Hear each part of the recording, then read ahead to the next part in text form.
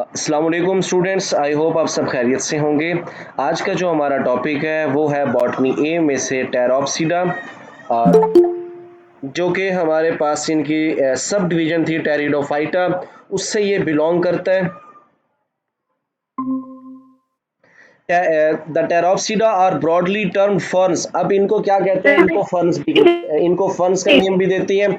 अक्सर आप लोग पढ़ते हैं मोसेस के नेम पढ़ते हैं, फर्न्स के नेम पढ़ते हैं, तो टेरोप्सिडा वालों को हम लोग क्या कहते हैं? फर्न्स का नेम देते हैं। It is an assemblage of vascular cryptogams. जी सर स्क्रीन तो नहीं शो हो रही है मेरी। स्क्रीन अभी शो नहीं हुई, मैं एक शो कर देता हूँ। जी सर, मुझे भी नहीं हो रही शो। अब शो हो रही होगी आप लोगों को स्क्रीन। जी जी, अब हो रही है। ये माइक ऑफ कर दें, शोर आ रहा है आप लोगों की तरफ से। जी सर बिल्कुल। It is an assemblage of vascular cryptogams. अब क्रिप्टोगेम्स किसे कहती हैं? ऐसे वास्कुलर प्लांट जो स्पोर्स के जरिए अपनी रिप्रोडक्शन करती हैं। Have an established themselves most successful life on land. अब हम देखेंगे टेराप्सिडा के general account features. The fern are found in varied habitats, and their ability to propagate vegetatively help them to compete with seed plants. अब इनकी body क्या करती है? Growth इनकी बॉडी में वो बहुत ज़्यादा तरीके से है, क्योंकि इनके जो मार्जिनल एरिया है ख़ास तौर पे गेमिटोफाइट के, वहाँ पे सेल डिवीजन्स क्या होती है? सेल डिवीजन्स की पावर बहुत ज़्यादा होती है। डिफरेंट हैबिटेट्स में पाए जाते हैं। These are 305 living genera and 10,000 species present throughout the world. Some species are restricted to specific areas, while the other are worldwide in distribution in the tropic and temperate zone. ये इनके habitat की conditions हैं। ये tropic और सब और temperate zone में abundantly पाए जाते हैं। वहाँ पे क्यों पाए जाते हैं? क्योंकि वहाँ पे क्या होती हैं? वहाँ पे रेन फॉरेस्ट मौजूद होती हैं। Many of them becoming trees to 20 to 40 feet high are growing as epiphytes. कुछ तो वहाँ पे ट्री लाइक बॉडी मौजूद होगी, और कुछ क्या है? वो एपिफिटिक इन नेचर है, अदर प्लांट के ऊपर वो ग्रो करते हैं। The ferns are well known from the fossil record as far as back as the Devonian. True fern are found in Permian and the present day survivors evolved during Triassic and Jurassic period. यहाँ पे ये बात कर रहे हैं कि इनके fossil record से हमें ये पता चला है कि जो फर्न्स है फर्स्टली कब इवॉल्व हुए थे? डिवोनियन पीरियड में। Pteropsida have a sporophytic differentiated into stem, root and leaves. Proper तरीके से प्लांट बॉडी में होंगे। द स्टेम में be creeping rhizome. Creeping rhizome से मुराद क्या होगा? कि ये जमीन के ऊपर ट्रांसवर्सली ग्रो करता है and grow above the soil into columnar aerial stem. या समटाइम क्या होता है, कुछ स्पीशीज के अंदर इनका स्टेम क्रीपिंग राइजोम नहीं होगा बल्कि अपराइट होगा। जैसे हमें अदर एंजियोस्पर्मिक प्लांट में हमें अपराइट स्टेम नजर आती हैं, ऐसे कुछ टेराप्सिडा के स्टेम हमें ऐसे नजर आते हैं। द ब्रांचिंग में भी डाइकोटमस, ट्रायोप्टेरस में है, उसके बाद पोलीपोडियम है, टेरिडियम है, इनके अंदर इनका स्टेम क्या होगा? डाइकोटमस होगा। जबकि एडियंटम में क्या होता है? लेटरल स्टेम होता है। The leaves are megaphyllous and commonly called as frond. अब ये बड़ी एक फेमस टर्म है, what is meant by fronds. Fronds क्या होते हैं? खास तौर पे ये ऐसे लीव्स को कहते हैं जिनके सरफेस पे स्पोरेंजिया ग्रो करता है, और दूसरा इनके पास सर्सिनेट वर्नेशन होती है। आगे इसका डिटेल में आएगा। सर्सिनेट वर्नेशन ये होता है कि लीफ का जो डेवलपमेंटल पैटर्न है, जब वो डेवलप हो रहा होता है तो वो हेलिकल मुड़ा हुआ इस तरीके से मौजूद होता है। हम ऐसे लीफ को क्या कहते हैं? फ्रॉन्ट कहते हैं। It is usually differentiated into a petiole. इसके पास प्रॉपर पत्ते की डंडी होगी। पेटियोल किसे कहते हैं? पत्ते की डंडी को। And is dissected blade with the central access, और उस पत्ते के अंदर क्या होगा? डाइसेक्टेड ब्लेड होगा। सॉरी, इसका जो पत्ता होगा ना, आगे से दो रुखी होगा, यानी पत्ते की डंडी से तो एक ही पत्ता निकलेगा, आगे आगे चल के उसके किनारे मार्जिन वाला जो हिस्सा होगा पत्ते का, वो दो हिस्सों में डिवाइड होता है। द रैकेस, हम उन्हें क्या नाम देते हैं? रैकिस का नेम देंगे। The fraud is usually a compound pennate leave, may be one pennate, by pennate and try pennate. अब ये पिन्नेट, बाईपिन्नेट, ट्राईपिन्नेट से मुराद ये होता है कि पत्ते की जो डेवलपमेंट है, उसका जो पैटर्न है पत्ते का, या पत्ते की जो शेप है, वो इस तरीके से होगा, ऐसा लगेगा जैसे एक पत्ते से आगे दो पत्ते निकल रहे हैं, फिर उनसे आगे दो पत्ते निकल रहे हैं। इस तरीके से इनका पत्ते का ब्लेड क्या होता है, लीफ लेमिना, वो डाइसेक्टेड होता है। आगे डायग्राम में आएगा, the leaf blade is divided into smaller units, pinnate attached to the rachis, the leaf usually as a branched venation system। अब इनके अंदर जो विनेशन है, विनेशन कहते हैं पत्ते के अंदर वेन और वेनलेट्स की जो अरेंजमेंट होती है उसे विनेशन कहती है। इनकी जो विनेशन है वो ब्रांच विनेशन है। ब्रांच विनेशन क्या होगा कि पत्ते के अंदर जो वेन्स मौजूद होंगी वो उन वेन्स ने अपनी ब्रांचें बनाई होंगी। The leaves are photosynthetic as well as reproductive as they bear sporangia। ये पत्ते के ऊपर क्या स्पोरेंजिया मौजूद है, इसलिए हमने इसे क्या नाम दिया है, इसे ऐसे पत्तों को फ्रॉन्ट्स कहते हैं। टेराप्सिडा वाले पत्तों को क्या कहते हैं, फ्रॉन्ट्स कहते हैं। उनके ऊपर क्या मौजूद होती है, स्पोरेंजिया मौजूद है। देखें इनके पत्ते दोनों काम कर रहे हैं, फोटोसिंथेटिक का भी और रिप्रोडक्शन का भी। The roots usually arise from the lower part of aerial stem. और जब भी स्टेम से कोई रूट निकलती है उसे क्या नाम देते हैं, एडवेंटिशियस रूट। और अंडरग्राउंड स्टेम को क्या कहते हैं, राइजोम का नेम देंगे। The vascular cylinder of the stem ranges from simple dissected protostele. अब इनके अंदर क्या मौजूद है, ये याद रखने वाले इंपॉर्टेंट पॉइंट है कि टेरोप्सिडा वाले जो पौधे हैं उनके अंदर स्टील कैसी होती है, वास्कुलर बंडल की अरेंजमेंट कैसी है, प्रोटोस्टील है, कुछ के पास साइफोनोस्टील और डिक्टियोस्टील मौजूद है to the polycyclic condition. The xylem lacks vessel except in Pteridium and Marsilea species. इन दो के अलावा बाकी के अंदर क्या होगा, जाइलम अपने ट्रेकिड्स में, वो ट्रेकिड्स की फॉर्म में मौजूद होगा, जाइलम वेसल्स उसके पास नहीं होंगे। The ferns reproduce vegetatively by various methods and this type of reproduction help them to colonize different habitats along with seed plot। Asexual reproduction इनमें स्पोर के जरिए होती है और बहुत सारी स्पीशीज इसकी क्या है, होमोस्पोरस है। लेकिन मार्सिलिया कौन सी स्पीशीज है, हेट्रोस्पोरस है। ये बड़ा 12वां पॉइंट मोस्ट इंपॉर्टेंट है, ऑब्जेक्टिव खास तौर पे पीपीएससी के हवाले से। The spore are produced in sporangia। The sporangia develop either on margin and the abaxial face of leaf blade in distinct group known as sori। यानी सोरस किसे कहते हैं, स्पोरेंजिया के मजमूए को कहते हैं, जो कि पत्ते के ऊपर ओवल शेप्ड की एग्रीगेशन होती है, हम उसे सोरस, सोराई भी कहते हैं, सोराई उसकी जमा है। The sporangia in most cases possess a distinct annulus। अब इनकी जो स्पोरेंजिया होती है उसकी जो आउटर कवरिंग है, स्पोरेंजिया की जो आउटर कवरिंग वाले सेल है, आउटर लेयर है, वो है एनुलस है। The mechanism causing dehiscence and stomium. इनकी स्पोरेंजिया के ऊपर दो हिस्से बड़े अहम होते हैं, एक होता है एनुलस और एक होता है स्ट्रोमियम। एनुलस क्या होता है, उसका मार्जिनल सेल्स होते हैं जिन्होंने स्पोरेंजिया को कवर किया होता है, बनाया होता है। जबकि स्टोमियम क्या होता है, ये इनर पार्ट होता है स्पोरेंजिया का। जिस वक्त स्पोर अंदर डेवलप हो जाते हैं तो स्टोमियम रैप्चर करती है और स्पोर बाहर उस सोरस से आउट होते हैं, यानी स्पोरेंजिया से आउट होते हैं। Gametophytes are free living independent plants which are either photosynthetic or mycorrhizal। They may be plate like filamentous or cushion like। इनकी जो गिमिटोफाइट है, खास तौर पे एडियंटम का जिक्र आएगा, ये क्या होता है, सॉइल के ऊपर मौजूद होती है इनकी बॉडी, इंडिपेंडेंट है यानी ये फोटोसिंथेसिस खुद करते हैं। The gametophyte may be exosporic, endosporic and are usually monoecious in homosporic species। Homosporic species क्या होगा कि एक ही के ऊपर स्पोर डेवलप होंगे सेम साइज के, और इनकी जो गमेटोफाइट है वो क्या होगी, मोनोशियस होगी, कि एक ही बॉडी के ऊपर दोनों तरह के रिप्रोडक्टिव ऑर्गन्स मौजूद होंगे। Sex organs are usually embedded. हाँ, इनकी गमेटोफाइट के अंदर इनके सेक्स ऑर्गन इम्बेडेड होते हैं। जी, आप लोग ये एडियंटम के 16 करेक्टरिस्टिक्स हैं, इनमें से आप लोग अपना क्वेश्चन पूछें कोई भी। जी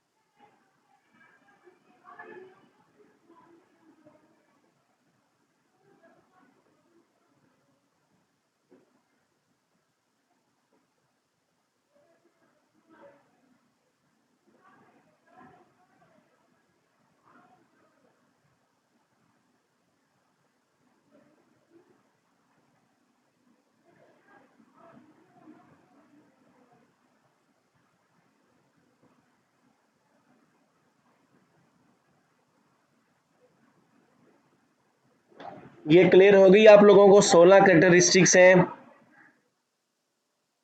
एड इसके टेरिडोफाइट्स की। जी सर।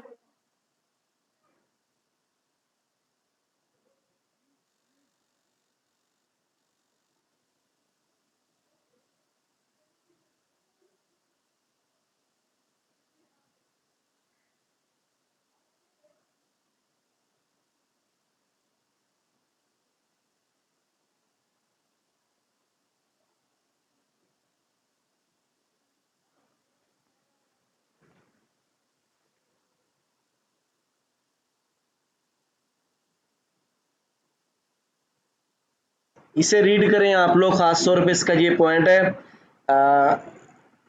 11 12 13 14 15, इन पॉइंट को, जो आखिरी 6 पॉइंट है, इस इन पॉइंट्स को आप लोग अगेन रीड करें अभी, और माइंड में कोई ना कोई क्वेश्चन लेके आए। जी रीड करें आप लोग।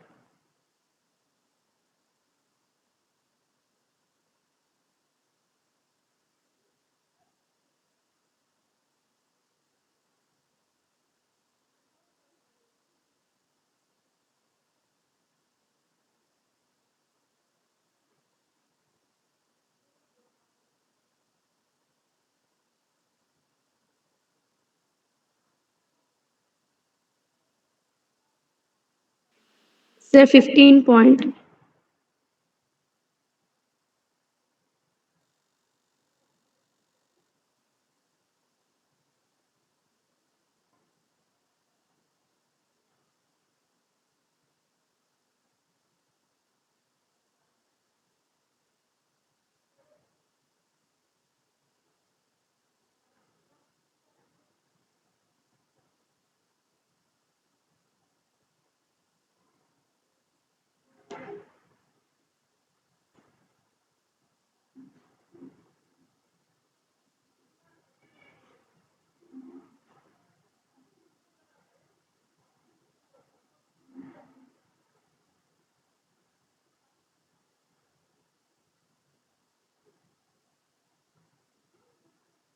जी अपना क्वेश्चन पूछें आप लोग इन आखिरी 6 पॉइंट में से।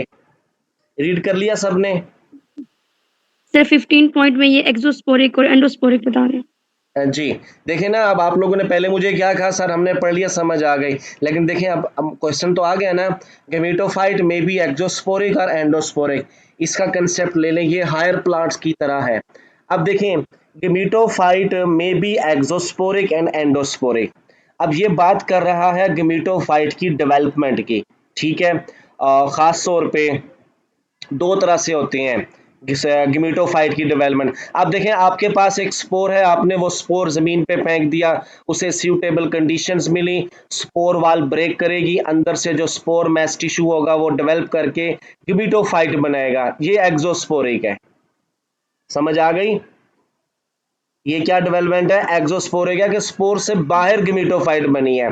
और दूसरा क्या होता है, आप लोगों ने देखा कि जैसे एग सेल है, वो जो अब जैसे हमने पीछे स्लेजिनेला में देखा, ठीक है, उसमें क्या था कि जो माइक्रोस्पोर डेवलप हुए, उसी माइक्रोस्पोर के अंदर ही एग सेल बना बाद में। तो इस तरह का जो डेवलपमेंट पैटर्न है गेमेटोफाइट का, ये एंडोस्पोरिक है। अगर विद इन स्पोर गेमेटोफाइट बने, एग सेल या स्पर्म सेल बने, तो ये क्या होगा? एंडोस्पोरिक डेवलपमेंट ऑफ गेमेटोफाइट है। क्लियर हुई बात?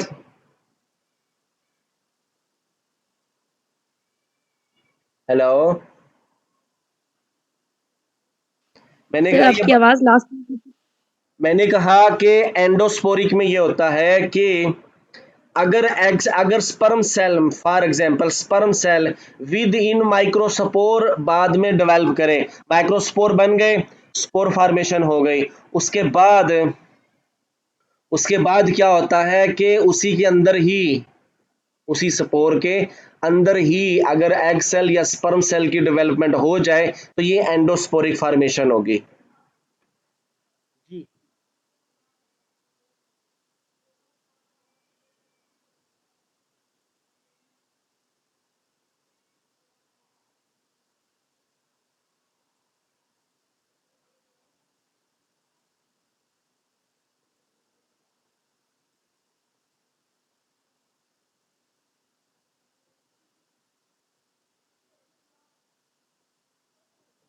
क्लियर हुई ये बात आप लोगों को, एक्सोस्पोरिक और एंडोस्पोरिक गेमेटोफाइट की डेवलपमेंट?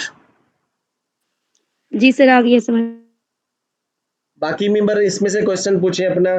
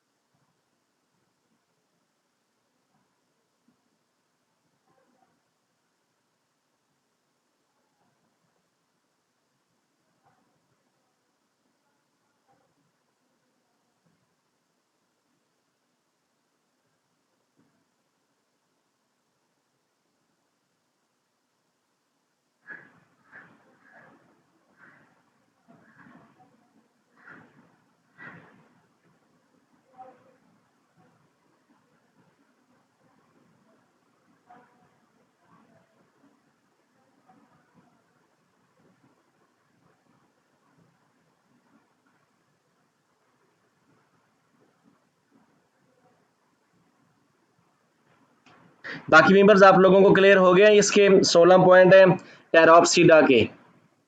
जी ठीक है। ये था आज के ये दो लेक्चर हमने डिस्कस किए। पहला था इकोसिस्टम की रिप्रोडक्शन के बारे में, जिसके 3 पॉइंट थे, वेजिटेटिव, एसेक्सुअल और सेक्सुअल रिप्रोडक्शन। और दूसरा टॉपिक था ये टेरोप्सिडा के जनरल फीचर्स हैं, जिसमें उसके जनरल फीचर 16 पॉइंट थे। और कल हम इंशाल्लाह अपना एडियंटम के लाइफ साइकिल को एक्सप्लेन करेंगे। एडियंटम के बाद फिर हमारा होगा सीड फार्मेशन, जिम्नोस्पर्म और एंजियोस्पर्म। 2 से 3 लेक्चर हमारे मजीद होंगे और यूं हमारा ये बॉटनी ए की तरफ हमारा मैक्सिमम कोर्स कवर हो जाएगा। उनके आगे एग्जाम्पल्स होंगी डिफरेंट, लेकिन नेक्स्ट जो मेन टॉपिक है वो ये 3 है, सीड फार्मेशन, जिम्नोस्पर्म और एंजियोस्पर्म्स। ठीक है। नेक्स्ट हमारा कल इंशाल्लाह लेक्चर होगा एडियंटम पे। इसको हम लोग डिस्कस करेंगे, साथ में इसकी सेक्सुअल रिप्रोडक्शन भी। आज के लिए इतना काफ़ी है, कल इंशाल्लाह हमारा लेक्चर होगा। मुझे इजाज़त दें, अल्लाह हाफिज़।